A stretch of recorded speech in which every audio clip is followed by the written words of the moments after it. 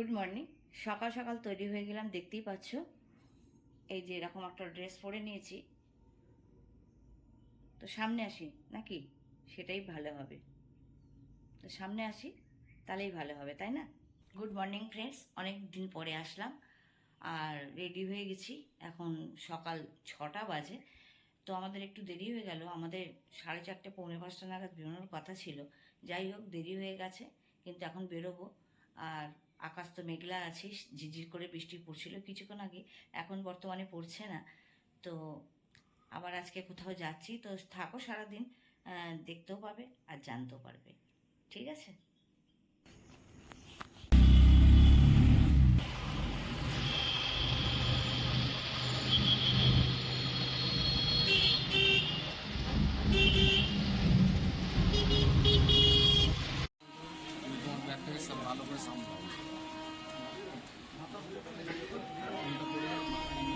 দেখতেই পেলে বন্ধুরা, চলে এসেছি মধ্যমগ্রামে। মধ্যমগ্রাম স্টেশন, হ্যাঁ আমাদের বাড়ি ঠিক এইখানেই। তো গাড়ি চলে এসেছে, এখন আমরা যাব এই গাড়িতে করে দমদম জংশন। তো চলো যাওয়া যাক।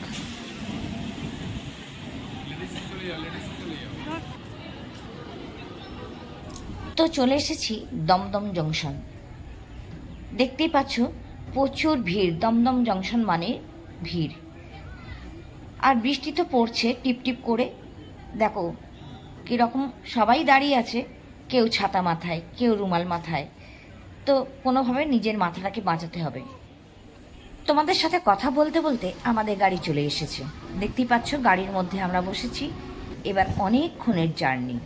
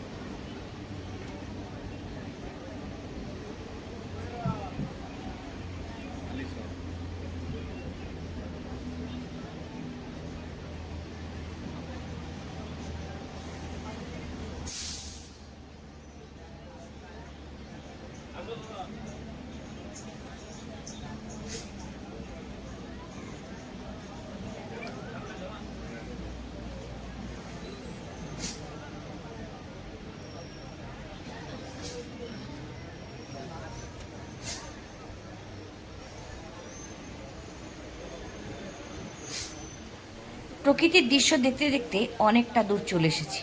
বাড়ি থেকে অনেকটা সকালে বেরোনোর জন্য কিছুই খেয়ে আসা হয়নি, তাই জন্য গাড়িতে একটু চা খেয়ে নিলাম। আবারও চলল গাড়ি তার নিজের গতিতে। আগেই দেখালাম চা খেলাম, এখন সাথে করে নিয়ে গিয়েছিলাম মুড়ি, সেটা দিয়েই কিছুক্ষণের জন্য মন ভরালাম। গাড়ি পৌঁছে গেল আমাদের গন্তব্য স্টেশনে, আমরা নেমে পড়লাম।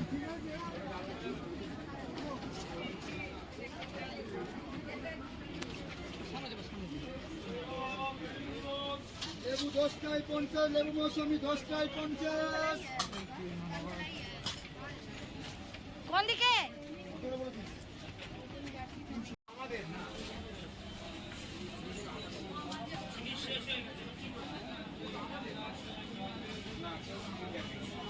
হ্যাঁ আমাকে দেখলে তো।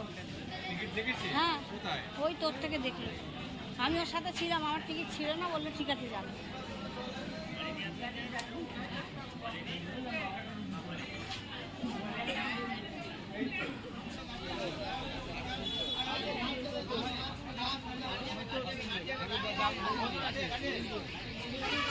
মা কত করলো? মা এখন ডাইরেক্ট 80 টাকা করে, আর গাড়ি গেলে 40 টাকা করে। আর যাবেন? গাড়ি গেলে গাড়ি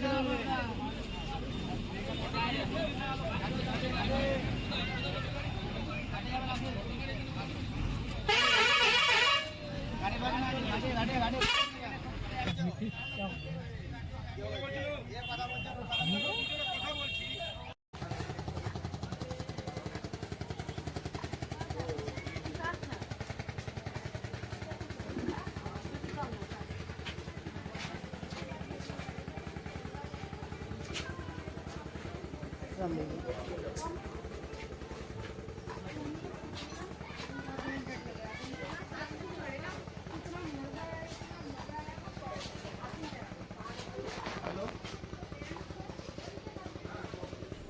বন্ধুরা, এখন আমরা পৌঁছে গেছি স্বরূপগঞ্জ ফুলোর ঘাট।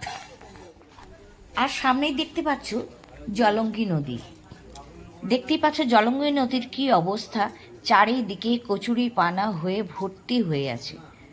তো এখন আমরা এই জলঙ্গি নদী পার হয়ে ওপারে যাব। বেশিক্ষণ টাইম লাগবে না, এখান থেকে ম্যাক্সিমাম 2 মিনিট 3 মিনিটের মধ্যেই এপার থেকে ওপারে যাওয়া যাবে। নৌকাতে যতক্ষণ পর্যন্ত মানুষজন ভর্তি না হয় ততক্ষণ পর্যন্ত আমাদের এখানে ওয়েট করতে হবে। তারপরে দেখতেই পাচ্ছ ওপারে ঘাট কিন্তু দেখাই যাচ্ছে, মানে গাড়িটা ছাড়লেই আমরা পৌঁছে যাব।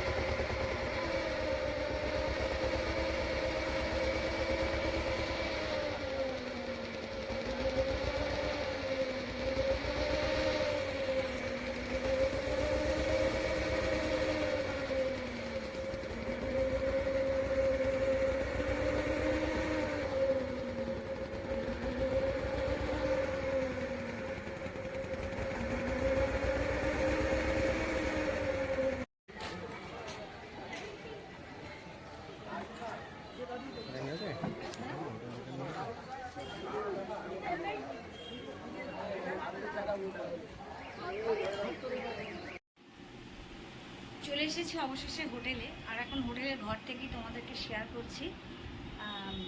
দেখতেই তো পেলে যে নদী পেরিয়েই আসলাম। আর সারাদিন একটু ঘুরবো আজকের দিনটা।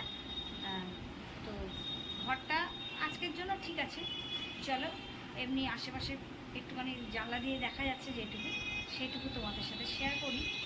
এই দেখো জানলার পাশ দিয়ে একটা মাঠ মতো আছে, তো সেখানে পরিবেশ দেখা যাচ্ছে। আর পাশে এই একটা জানলা আছে, দুটো জানলা। আর এইটা হচ্ছে বেড।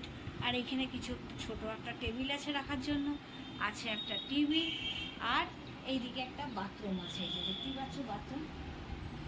এই সারাদিন আজকে একটু থাকবো, সামান্য টাইম।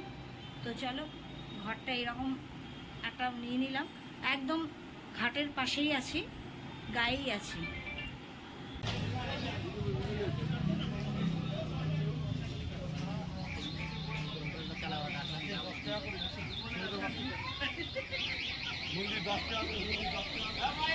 ঘরে জিনিসপত্র রেখে দিয়ে এখন আমরা পায়ে পায়ে ঘুরতে ঘুরতে চলে আসলাম ইস্কনের মন্দিরে। ইস্কনের মন্দির আমরা আজ থেকে অনেক বছর আগে এসেছিলাম, প্রায় 25-26 বছর আগের কথা। বুঝতেই পারছো, অনেক বছর আগে।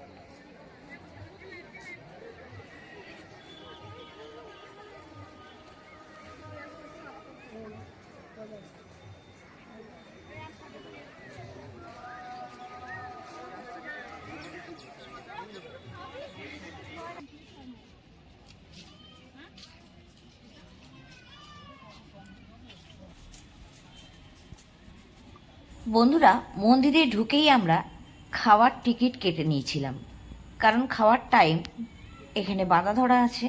তোমরা সকলেই যারা ইস্কন মন্দিরে এসছো তারা অবশ্যই জানবে, বেলা 12:30 থেকে 1টার মধ্যে শুরু হয়ে যায় ভোগ বিতরণ। তো খাওয়া দাওয়া সেরে আমরা এবারে পায়ে পায়ে ঘুরছিলাম কিছুক্ষণের জন্য। এই দেখো, এখানে একটা পার্ক মতো করা আছে বাচ্চাদের চড়ার জন্য, কিন্তু আমার কর্তামশাই বসে গেছে কিছুক্ষণের জন্য দোলনাও চড়ে নিচ্ছে, দেখতেই পাচ্ছ তোমরা।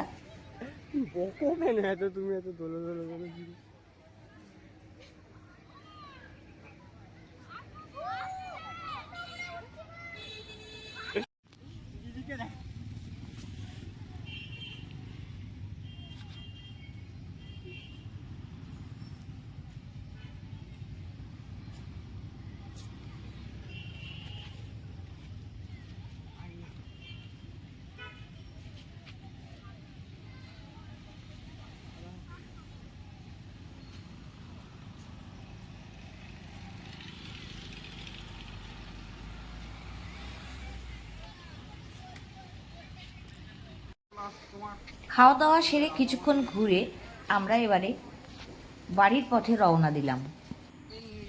তোর মা বলছে যে এখন মেয়েতে যাবে, এখন দম ফুরিয়ে গেছে। ওর দম দেখো, মন্দির চত্বর থেকে ঘুরে এসেছি আমরা খাওয়া দাওয়া করে। তো আবার যাব, একটু বেরোবো, কারণ বাড়িতে এসে একটু স্নান করলাম, সেই ভোরে বেরিয়েছি তো খুব কষ্ট হচ্ছিল। তো আবার রেডি হয়ে নিয়েছি, দেখি আশেপাশে আর কী কী দেখার আছে সেটাই তোমাদের সাথে শেয়ার করব। আর মন্দিরের জানো তো বাইরেটাই দেখানো যায়, কিন্তু গর্ভগৃহে কিছুই দেখানো যায় না, তাই জন্য তোমাদের সাথে সেরকম কিছু শেয়ার করতে পারিনি, শুধু বাইরের অংশটুকু শেয়ার করেছি। তো আবার সন্ধ্যেবেলার দিকটা একটু গর্ভগৃহে আমরা যাব, যদিও তোমাদের সাথে শেয়ার করতে পারবো না। আর যে যে মন্দিরগুলো দেখবো এখন সেগুলো নিশ্চয়ই তোমাদের সাথে শেয়ার করবো। তো চলো আবার যাওয়া যাক। আমিও বলতে পারছি না, ওখানে জায়গা দেখাবে দেখি।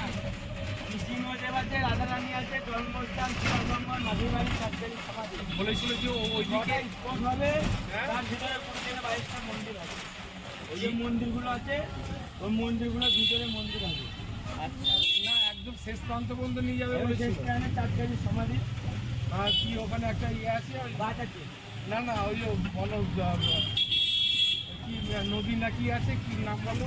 ওই শ্যামকুণ্ড, রাধাকুণ্ড, গুপ্তকুণ্ড, মাটির আছে, মাছ আছে বড় বড়। হ্যাঁ হ্যাঁ, আর ওখানে কি আর একটা কি মাটির বাড়িতে মাসির বাড়ির ওদিকে আর একটা কি জায়গা আছে ওরা কিন্তু রাধাকুণ্ড মাটির বাড়ি।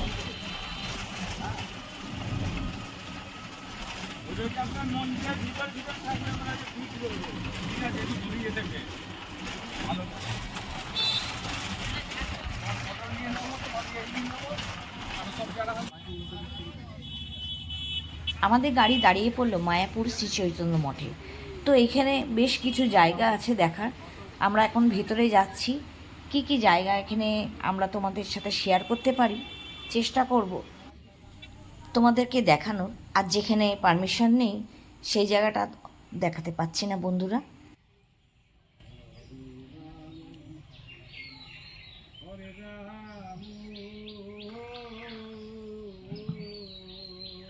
আমরা রাধাকুণ্ডের কাছে দাঁড়িয়ে আছি, দেখতেই পাচ্ছ।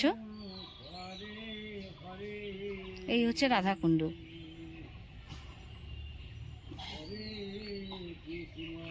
এখানে জলে পা ধোয়া, স্নান করা সবটাই বারণ, লেখা আছে পুরোটাই দেখতে পাচ্ছ। এখানে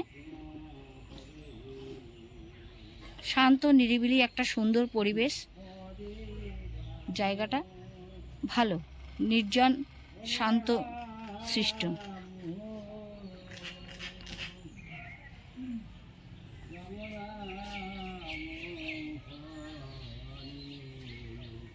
বাবা এখানে গিরিবর্ধন, এই যে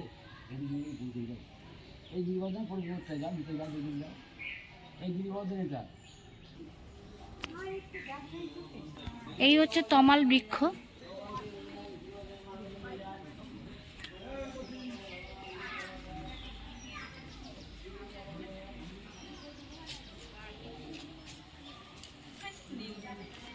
তমাল বৃক্ষ সেই ঘাটটা না,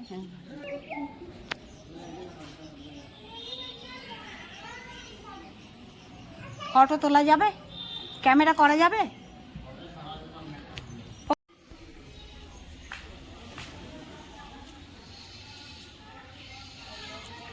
শ্রীকৃষ্ণের সুন্দর একটা মূর্তি।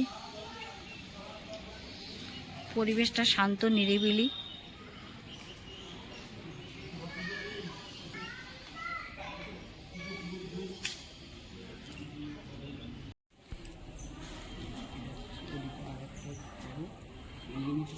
সামনেই আছে একটা সমাধি মন্দির,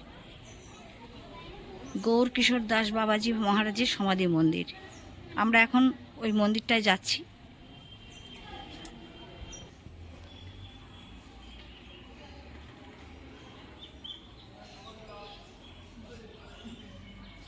এই হচ্ছে গৌর কিশোর দাস বাবাজি, এনার এটা সমাধি মন্দির।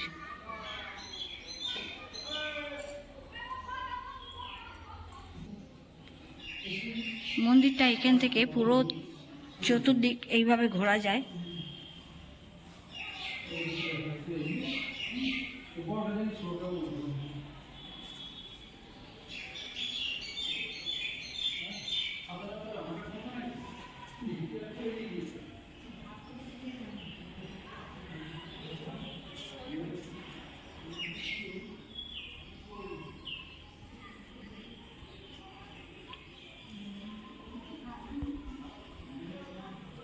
এই চলে আসলাম আবার সামনের দিকে।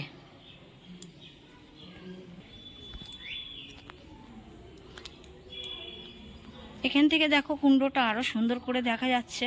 আর এখানে সবাই প্রণাম করছে, পুজো দিচ্ছে, সেগুলোও আছে। এই জলে যেহেতু পা ডোবানো যাবে না এবং স্নান করাও যাবে না, শুধুমাত্র মাথায়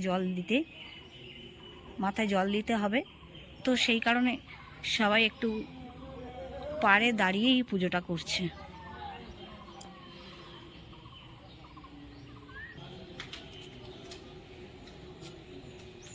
এই একটা জায়গা, মন্দির, যেটা স্টিল ভক্তিপ্রজ্ঞান জ্যোতি গোস্বামী মহারাজের সমাধি মন্দির। তো মন্দিরটা এখন ঢোকা যাবে না, আমরা একটু বাইরে থেকেই দর্শন করে নিলাম এবং তোমাদেরকেও শেয়ার করে দিলাম। এইখানটা দেখো লাইন দিয়ে পুরো ধানের গোলা, গ্রাম বাংলায় যেগুলো দেখা যায় সেটাই আমরা দেখছি। সুন্দর ধানের গোলা। সামনেই যাব আমরা গিরি গোবর্ধন মন্দিরে।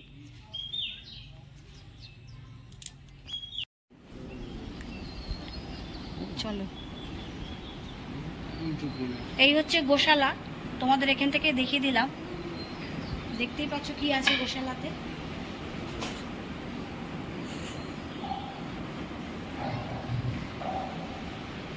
চলো, দেখতেই পাচ্ছ পুরো ধানের গাদা করা আছে, এই হ্যাঁ খড়ের গাদা করা আছে এটা। আর এইদিকে তো দেখালাম তোমাদেরকে ধানের গোলা, এই খড়ের গাদা।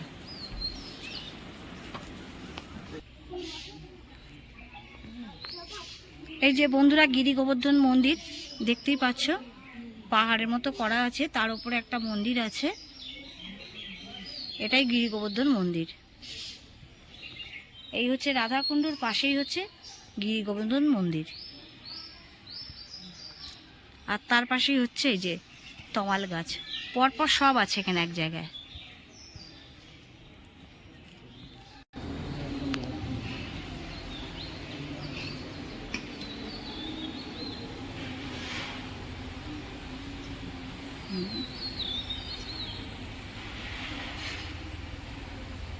ফুলের বাগানে, এখানটায় ফুল চাষ হচ্ছে এখানটাতে।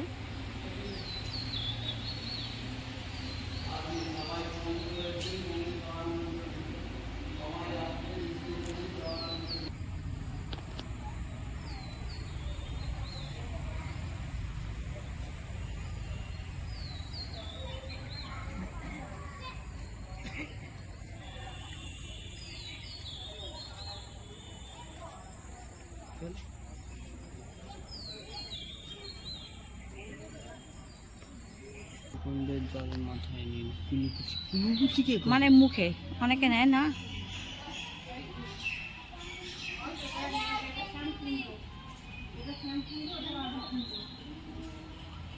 এই হচ্ছে শ্যামকুণ্ড। তোমাদের আগে রাধাকুণ্ড শেয়ার করলাম, এখন শ্যামকুণ্ড শেয়ার করছি। এখানেও একই নিয়ম আছে।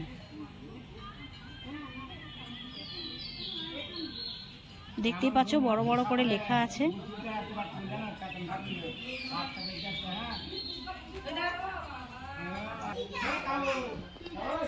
গাছে কত কাঁঠাল।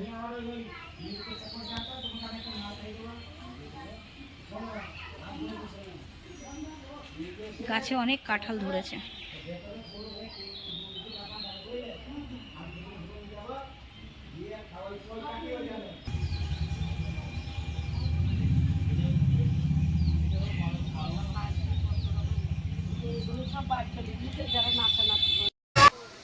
বন্ধুরা, টোটো করে সব জায়গায় ঘোরার পর আবার আমরা ইস্কন মন্দিরে চলে এসেছি।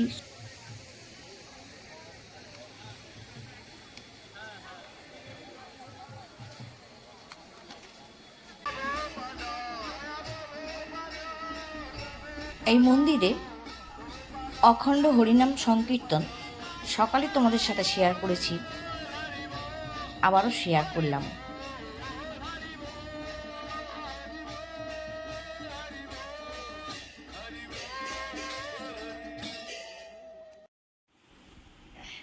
গুড ইভিনিং বন্ধুরা, বাজে এখন ঠিক 8:40। তো যাই হোক, আমরা বিকেলবেলা আবার বেরিয়েছিলাম। তোমাদের কিছুটা শেয়ার করেছি, কিন্তু বেশিরভাগ শেয়ার করতে পারিনি। তার কারণ বেশিরভাগ মন্দিরেই ফটো তোলা অ্যালাউড ছিল না। তো সেই কারণে বুঝতেই পারছো, কোনো রকম ক্যামেরা আমরা নিয়ে যাইনি। সব জায়গাতেই ক্যামেরা অ্যালাউড ছিল না। তো যেটুকু পেরেছি সেটুকু তোমাদের সাথে শেয়ার করেছি। আর যেহেতু অনেক দিন পরে এসেছি আর একটু বেরোতে হয়েছে, কেন বেরোতে হয়েছে নিশ্চয়ই জানতে পারবে। ভিডিওটা দেখতে থাকো, কন্টিনিউ করতে থাকো। আশা করি তোমরা বুঝতেই পারবে যে কেন আবার আমি তোমাদের সামনে আসলাম এতদিন পরে। মাঝখানে আমি 2টো ভিডিও আপলোড করেও ভিডিওগুলো ডিলিট করতে বাধ্য হয়েছি। আচ্ছা যাই হোক, সেটার কারণ নিশ্চয়ই ছিল, তাই জন্যই বাধ্য হয়েছি। আর এছাড়াও অনেক দিন পরে আসলাম, সেটা বুঝতেই পারছো। আর এর মধ্যে অনেক ঝড়ঝাপটা গেছে, সেগুলো আর তোমাদের সাথে কি শেয়ার করব বলো। সেগুলো শেয়ার করে উঠতে পারিনি, তার কারণ আমার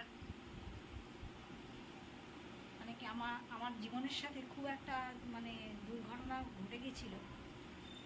তো এখনও মোটামুটি চলছে এইভাবেই।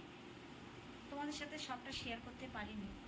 দুর্ঘটনা বলতে আমার ভাইয়ের বাইক অ্যাক্সিডেন্ট হয়েছিল, আর তাতে ওর পাটার থাই এবং হিপের যে জয়েন্ট আছে ওইখানকার বল ভেঙে গেছে।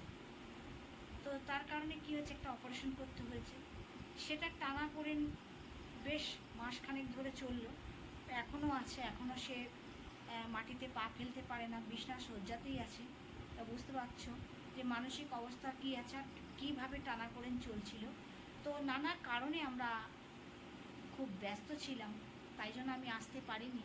আর এখন ভীষণ গরম লাগছে, তাই পাখাটা চলছে। তোমাদের হয়তো একটু নয়েজ আসছে, আমি বুঝতে পারছি, কিন্তু পাখাটা বন্ধ করে ভিডিও করার মতো পরিস্থিতি নেই। কারণ এই মাত্র ঢুকলাম, চোখ মুখের অবস্থা থেকে বুঝতে পারছি। আর সারাদিন ধকল তো গেছে। তো সাথে থাকো, আশা করি তোমাদের ভালো লাগবে। ভিডিওটা আজকে হয়তো নাও শেষ করতে পারি, আর যদি শেষ করে দিই তা কালকে হয়তো কন্টিনিউ হতে পারে। আর যদি আজকে রাতে শেষ করি তো কালকে আবার একটা নতুন ছোট্ট একটা ভিডিও হয়তো বা হবে। আর যদি এটা না শেষ করি তাহলে ওই ভিডিওটা একটু জুড়ে দেবো এর সাথে, কারণ ওই ভিডিওটা বেশি বড় হবে না, ছোট্ট একটা ভিডিও হবে। তো দেখছি কি পরিস্থিতি থাকে। তো চলো, এখনকার মতো আবার কখন আসবো এখনই বলতে পারছি না, ঠিক আছে?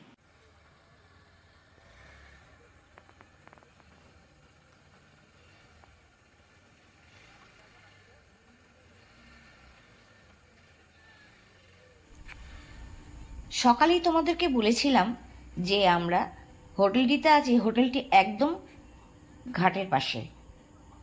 তো বাড়ি ফিরে আবার একটু রেস্ট নিয়ে বেরোনো হলো সেই ঘাটে। সেটাই তোমাদের সাথে শেয়ার করলাম, রাত্রিবেলার এই সৌন্দর্যটা দেখে মনে হলো তোমাদের সাথে শেয়ার করলে তোমাদেরও ভালো লাগবে আর আমারও ভালো লাগবে। তাই আমার ভালো লাগাটা তোমাদের সাথে ভাগ করে নেওয়ার লোভটা ছাড়তে পারলাম না। বন্ধুরা, ভিডিওটা খুবই বড় হয়ে গেল, তাই জন্য ভাবলাম ভিডিওটাকে 2 ভাগে ভাগ করে দিই। আজকের ভিডিওটা এই পর্যন্তই থাকবে। কালকের ভিডিওটা আবার আগামীকালই দেওয়া হবে। ততক্ষণে সবাই সুস্থ থেকো, ভালো থেকো। আর আমার ভিডিও তোমাদের কেমন লাগছে অবশ্যই জানাতে ভুলো না। নতুন বন্ধু হয়ে থাকলে চ্যানেলটিকে সাবস্ক্রাইব করে পাশে থেকো। অনেক দিন পরে আসছি আগামীকাল এর পরের ভিডিও নিয়ে।